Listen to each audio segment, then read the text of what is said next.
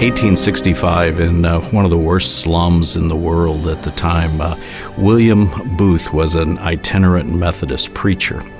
And Booth really felt that God was calling him to go to the poor people in the East End of London. And so he went to his Methodist church leadership, and they discouraged him from doing that. The popular sentiment at the time was God created poor people, and that's what we should do, is if God created them, we should leave them that way. And Booth and his wife Catherine didn't agree with that assessment. So he left the Methodist Church and went and started what he called in those early days the Christian mission. Booth realized that if he was going to reach people for Jesus, he was also going to have to meet their immediate physical needs. And so that's what he began as the Christian mission. He later, the name was later changed to the Salvation Army. Booth was writing a letter to his supporters. And in that letter, he said, "A great army of salvation has risen up in the East End of London." And as he looked at that letter, he changed the phrase to say, "A great salvation army has risen up." So if we were an army, we had to have uniforms, and we had ranks and those things. And the structure of our organization came from that letter that Booth was writing. It quickly spread to the European continent. In 1879, a Salvationist from England moved to Philadelphia. As Eliza Shirley came and saw that the work of the Army was needed in the United States as well, she wrote to General Booth and asked him to send reinforcements. And so in 1880, he sent Commissioner George Scott Railton and 7 what in our history are called the Hallelujah Lassies. 7 women came and began the spread of the work of the Salvation Army in the United States. The Army spread westward, and in 1888, the Army sent Captain Blair to Sioux City, Iowa. And they told Captain Blair to come here and begin the work of the Salvation Army in Siouxland.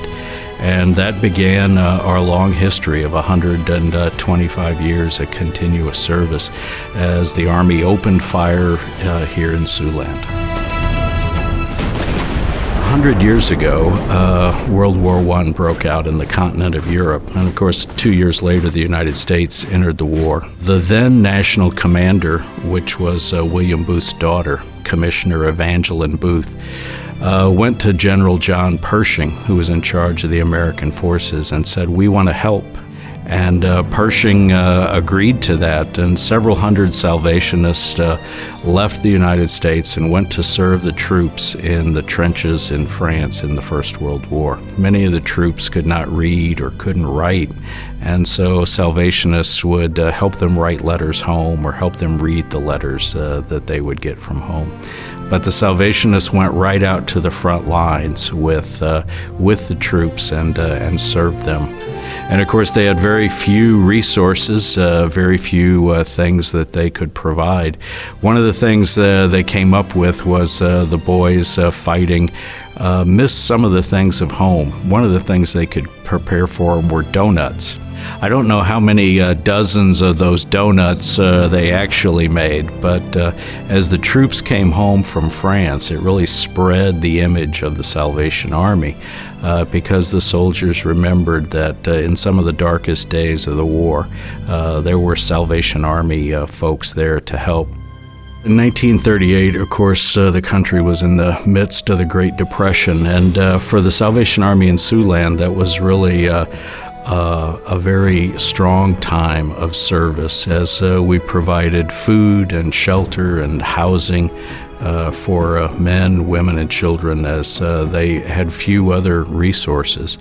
The Salvation Army in the 30s had several facilities in Sioux City. There were actually 2 what we call core or churches. There was also downtown a large men's social. And this was a large building that unemployed men could come and find a place to stay, and the Army would provide work for them to do. The 50s and 60s really saw an explosion of our programs to youth. The Salvation Army purchased and opened a summer camp out in what is now part of Stone Park. And they also opened the Red Shield Boys Club, which was an opportunity for boys that may have gotten into trouble, or to prevent them from getting into trouble. They could come to the Red Shield Boys Club and learn to box and play basketball and play sports and go out to the summer camp. Even today, I still will encounter now older men who tell me that they learned to box. They remember going to the Red Shield Boys Club in the 50s and 60s and even into the 70s.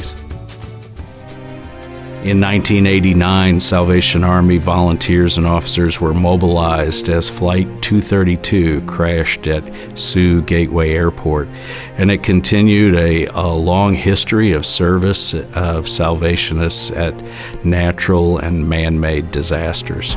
And now today, Salvation Army services continue. During the flood of 2011, we call them canteens, our mobile feeding unit deployed into Union County, South Dakota, and we began 93 days of continuous service to the residents in Union County.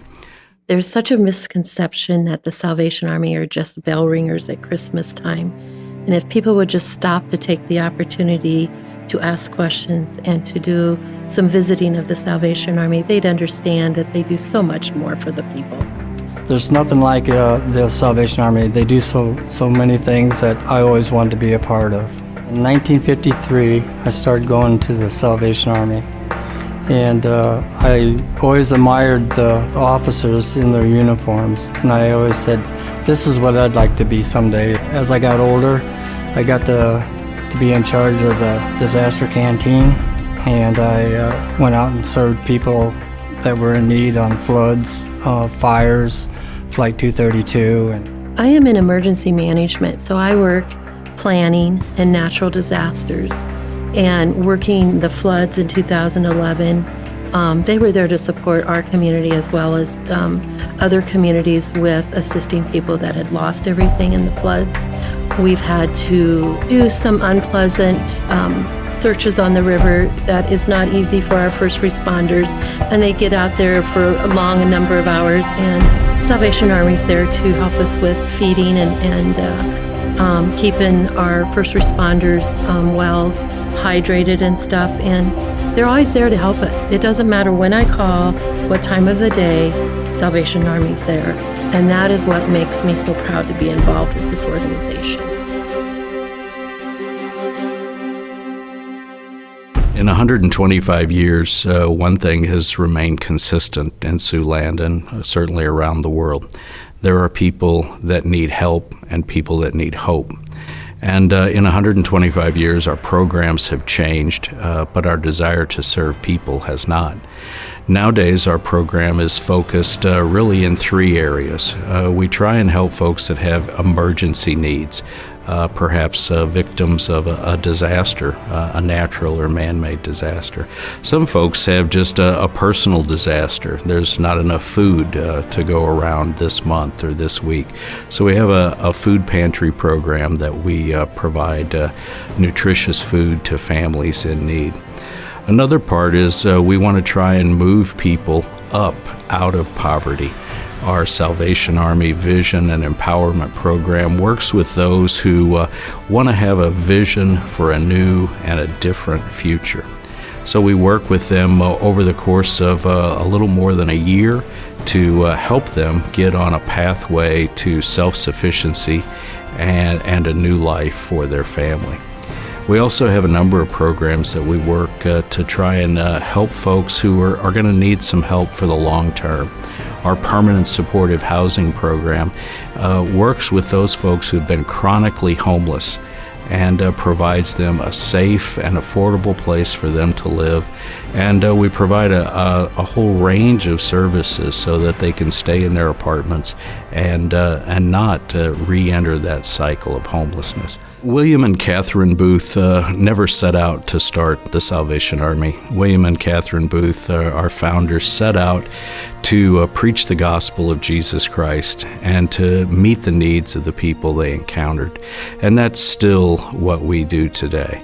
One of the things we find is people often feel that no one cares, that there's no hope, that things are never going to be different. And I think that's one of the hallmarks of our service, is to let people know that things can be different. There is hope. Somebody does care. And while we